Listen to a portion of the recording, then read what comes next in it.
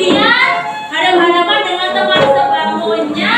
Coba dicek apakah teman sebangkunya sudah pakai hasduk, apakah kaos kakinya sudah hitam. Ayo dicek. Oh itu nggak pakai hasduk. Oke, kita duduk. Gampang Ya, untuk kedepannya Andre jalan di belakang sana. Untuk minggu depan ini juga harus pakai hasduk. Ya, biar rapi, biar semangat belajarnya hari ini. Oke, sebelumnya untuk menambah semangat pada pembelajaran hari ini, kita menyanyikan dulu. Tahu kan lagu dari Sabang Saya Karaoke? Ya, silakan berdiri lagi. Semuanya harus ikut nyanyi ya. Sabang sampai Merauke berjajah pulau-pulau. Oke, terima kasih tepuk tangan. Oke, untuk materi hari ini sebelum kita masuk ke materi, di situ ada sebuah gambar. Ada bendera negara mana? Malaysia. Negaranya adalah Indonesia. Kita ada Malaysia dengan negara Indonesia. Di gambar tersebut, kalau kalian lihat, gambar itu terkait tentang apa tadi? Batas wilayah. Jadi setiap negara itu pasti memiliki batas wilayah, termasuk Indonesia dengan Malaysia. Di situ ditunjukkan dengan garis kuning. Terus kemudiannya kalau kita kaitkan dengan materi hari ini, kira-kira apakah ada kaitannya dengan kedaulatan? Jadi untuk materi hari ini itu bisa kalian buka di buku paketnya. Itu halaman 54 tentang hakikat kedaulatan ya. Terus kemudian hubungannya gambar tadi, batas wilayah tadi dengan teori kedaulatan kira-kira apa? Kira-kira apa hubungannya? Ayo, ada yang bisa jawab? Jadi maka dari itu kita hari ini membahas yang pertama adalah hakikat kedaulatan itu sendiri. Yang kedua membahas bentuk dan kedaulatan negara. Yang selanjutnya arti penting kedaulatan serta bentuk kedaulatan dari negara kita.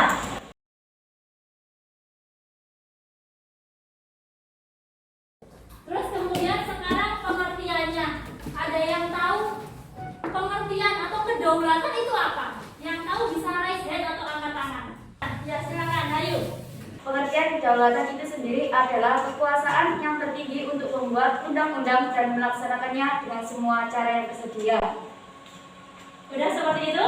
Nah, baik itu tadi pernyataan Dinda bahwasanya kedaulatan adalah kekuasaan tertinggi dalam suatu Undang-undang. dalam suatu undang-undang, dalam suatu negara. Yang namanya negara itu sudah merdeka, otomatis negara itu harus berdaulat. Karena bisa dikatakan sebagai negara, yang pertama selain harus ada rakyatnya, yang kedua negara itu harus ada wilayah. Kalau rakyatnya ada, wilayah yang ditempati ada, kalau tidak ada yang mengatur bagaimana? Rusak aja kan? Makanya perlu yang namanya kedaulatan. Perlu adanya kekuasaan tertinggi dalam suatu negara. Kalau di negara kita, kira-kira kekuasaan tertingginya dipegang oleh siapa? Presiden. Yang lain apa ada jawaban lain? Presiden juga. Yang lainnya? Idem aja gitu. DPR. Oke, yang lain? MPR. Sudah ada 3 jawaban. Siapakah yang memegang kedaulatan di Indonesia? MPR? Oke, kita cek. Apakah benar presiden? Ini tadi ya, kedaulatan berasal dari bahasa Arab yaitu daulah. Yang artinya tadi kekuasaan tertinggi dalam suatu negara berdasarkan undang-undang. Kedaulatannya itu. Oleh karena itu kedaulatan membawa dan memberikan konsekuensi bahwa rakyat adalah pemegang kekuasaan tertinggi dalam kehidupan masyarakat dan bernegara. Kalau yang kalian baca tadi, bahwasanya kekuasaan tertingginya apakah di tangan presiden? Boten. Boten. Apakah di tangan DPR? Boten. Apakah di tangan MPR? Boten. Tidak juga. Berarti kekuasaan tertingginya berada di tangan Rakyat. Ya kalian semua, kita semua ini sebagai pemegang kekuasaan tertinggi. Ya, jadi diingat. Kalau lembaga tertinggi MPR, tapi kalau kekuasaan tertinggi berada di tangan rakyat. Ya, demokrasi tadi itu dibedakan jadi dua. Ada demokrasinya secara langsung, ada demokrasinya secara tidak langsung. Kalau langsung berarti bagaimana? Minggu kemarin sudah pemilihan OSIS ya? Iya. Kira-kira itu demokrasi langsung atau tidak langsung? Langsung. Berarti rakyatnya kita semua terjun langsung, ya kan? Ikut nyoblos, ikut memilih, kita terlibat langsung. Itu namanya demokrasinya secara langsung. Kalau demokrasinya tidak secara langsung, online. Kalau kita online, misalnya nyoblos online, yang nyoblos siapa? Kita. Berarti kita terlibat tidak? Iya. Kalau gitu, apakah demokrasinya itu tidak langsung? Nah, itu bukan. Berarti apa? Demokrasi kalau tidak langsung artinya diwakilkan kepada wakil-wakil rakyat. Siapa wakil rakyat di Indonesia? DPR, Dewan Perwakilan Rakyat. Contohnya, kalau kita nggak terlibat langsung, buat undang-undang dasar, buat undang-undang, apakah kita itu membuat? Tidak. Jadi mandatnya rakyat itu diwakilkan oleh kepada DPR, mereka yang membuat. Jadi itu perbedaan antara demokrasi langsung dengan tidak langsung. Satunya kita terlibat, yang tadi yang kedua kita tidak terlibat. Begitu ya? Sudah bisa dipahami? Sudah. Itu perbedaannya yang paling mendasar. Sekarang diskusi kelompok. Sebelum diskusi, kita bentuk kelompok dulu. Nanti kelompoknya ada 5 kelompok. Kita berhitung ya. Dari depan deh. Yang keras. 1, 2, Ke 5, 1, 2, 3. Kita berdiri semuanya. Saya koordinasikan dulu bedanya beda kedudukan. Seorang dulu di sini. Dulu di depan. Bukunya di bawah ya.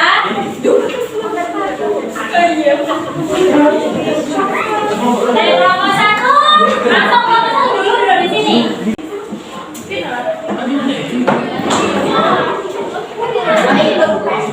Satunya beda sini, satunya duduk di sini. Ini untuk yang KPD-nya saya bagikan. Ini untuk kelompok 1. Kemudian ini untuk kelompok 2. Kelompok 3-nya siapa? 3. Yang benar kelompok 3. Kemudian ini kelompok 4-nya, dan terakhir adalah kelompok 5. Ya, jangan lupa nanti ditulis nama kelompoknya kelompok 1 gitu ya. Kemudian nama kelompoknya ditulis semuanya. Sebelum mengerjakan tugasnya, silakan disaksikan video berikut. Indonesia dan berdekatan dengan Malaysia. Walaupun sebelumnya kedua pulau ini merupakan bagian dari Indonesia, namun karena Indonesia telah memperhatikan kedua pulau tersebut dan Malaysia telah menolak kedua pulau ini, identitas yang ada diperhatikan dipertanyakan. Jadi itu bahan diskusi kita hari ini tentang lepasnya Pulau Sipadan dan Litan. Tadi sudah pernah saksikan ya, ada 2 pulau kecil dan pulau itu ada di perairan Sulawesi tadi ya. Antara kira-kira miliknya Malaysia atau Indonesia. Itu nanti yang kita diskusikan. Kan sudah mendapatkan LKPD per kelompok. Yang pertama ditulis nama kelompoknya dulu. Sistem pengerjaannya ada 5 kelompok ini ya, dan ada 5 pertanyaan kelompok 1 menyelesaikan permasalahan nomor 1 saja, kelompok 2 nomor 2, kelompok 3 nomor 3, kelompok 4 nomor 4, dan otomatis kelompok 5 menyelesaikan nomor 5. Sudah, silakan didiskusikan. Kemudian kalau tidak paham, nanti ditanyakan ya, jangan diam saja. Oke, silakan dikerjakan.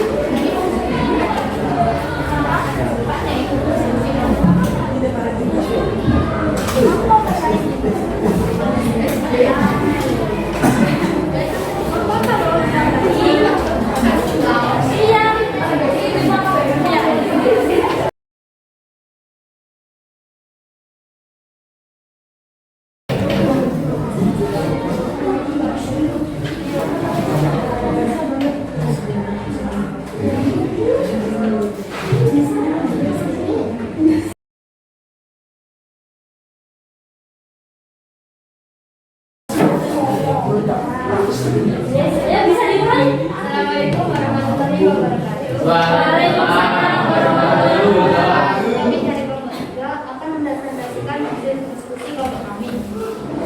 Apa dampak lepasnya Pulau Sipandan bagi kita dari NKRI? Hasil diskusi kelompok kami. Dampak ketika Pulau Sipandan dan Bintan menjadi milik Malaysia adalah berkurangnya wilayah NKRI. Hal ini tentunya akan mengancam kedaulatan yang ada di negara kita. Dan kalau misalnya hal ini terus-menerus terjadi, bisa saja wilayah Indonesia akan semakin sempit. Jadi dampak apa yang dirasakan oleh negara Indonesia ketika 2 pulau tadi lepas? Menurut kelompok 3 tadi adalah ketika 2 pulau lepas, otomatis wilayah kita, wilayah negara kita itu berkurang, Bu. Jelas ya? Jadi wilayah digerogoti satu persatu. Dan ini kalau misalnya terus-terusan terjadi, bagaimana akibatnya? Ya wilayah NKRI-nya habis.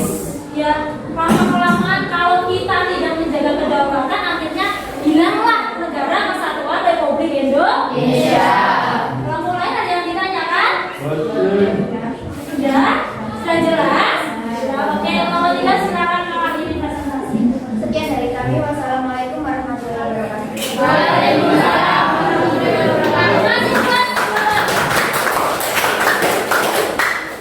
Membuka peluang terjadinya kasus serupa. Jadi dikhawatirkan untuk kedepannya kasus-kasus simpanan dan gigitan akan terulang kembali dengan perebutan wilayah yang lain lagi. Tapi dampak positifnya adalah dengan adanya 2 pulau lepas, otomatis meningkatkan rasa cinta tanah air.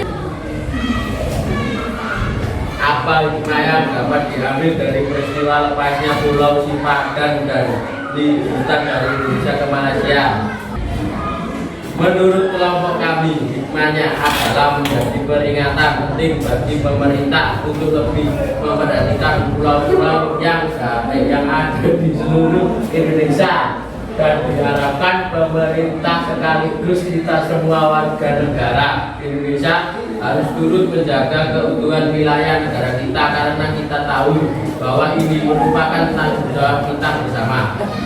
Yang terakhir itu tentang hikmah. Kira-kira pesan moral apa ketika Pulau Sipandan dan Gigitan tadi lepas dari Indonesia? Menurut kelompok 5 tadi, jawabannya adalah memperhatikan pulau-pulau kecil yang ada di Indonesia, serta bahwasanya pulau tadi merupakan tanggung jawab Indonesia, tanggung jawab kita semua, bukan tanggung jawab pemerintah saja. Itu ya menurut kelompok 5. Apakah setuju? Setuju. Apakah sepakat? Sepakat. Baik, silakan duduk, ditutup dulu. Saya akhiri. Wassalamualaikum warahmatullahi Wabarakatuh.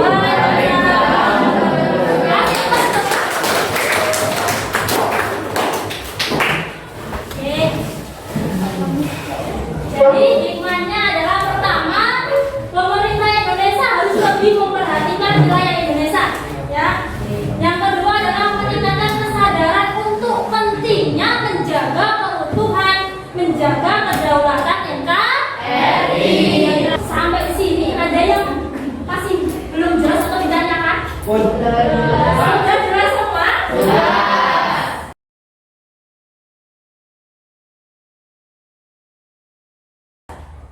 Untuk refleksi sebelum kita tutup, ya, bahwasanya yang kita pelajari hari ini tentang apa?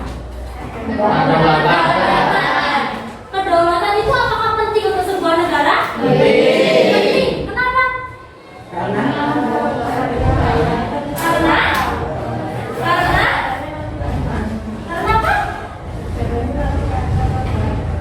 Kalau nggak ada negaranya, kalau selain itu kedaulatan adalah pemerintah yang berdaulat sebagai salah satu syarat untuk berdirinya sebuah negara.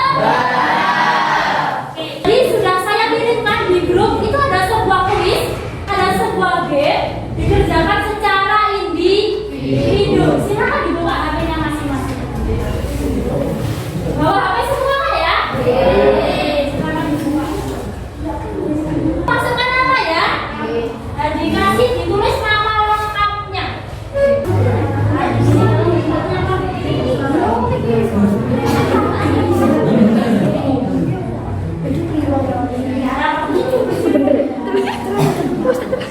Lupa pancing gini.